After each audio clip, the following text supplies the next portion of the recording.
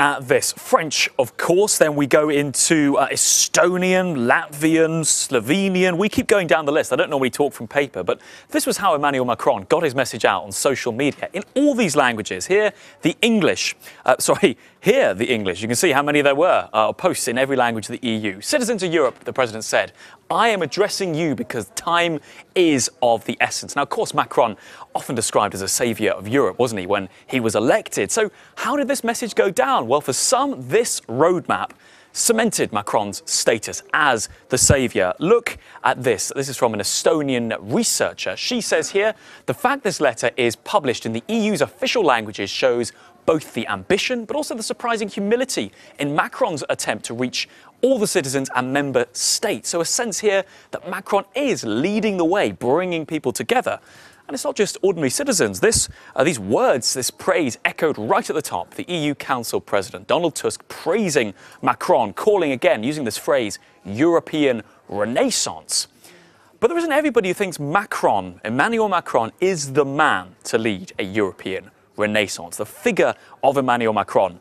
There has been quite a lot that's happened since his election, let us not forget. This Polish researcher making a joke here about the Gilets jaunes, 16 weeks of protests don't go unnoticed in other countries, saying here, well, if Macron's going to be taking on this European role, the joke here is the yellow vest will become a pret-a-porter, like a ready-to-wear across the continent. A fashion staple, obviously making light of it here. But some people saying, look, you've got domestic problems. What are you doing this EU vision for? But of course, that is one voice, many people saying that. There are other people as well, though, in France, like the socialists, for example.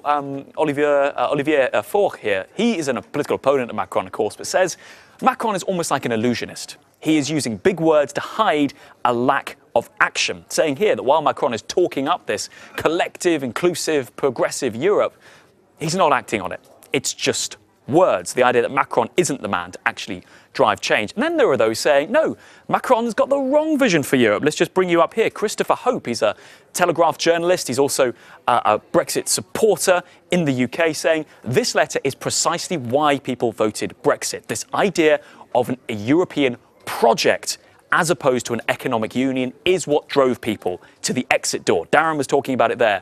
Do people want more Europe? Christopher says no, and Macron is therefore feeding the kind of divisions at the centre of Brexit. And just finally, there are then those socialist voices saying that no, do not trust Macron. He himself, this account here calling him a neoliberal banker, taking us rearranging deck chairs on the sinking Titanic.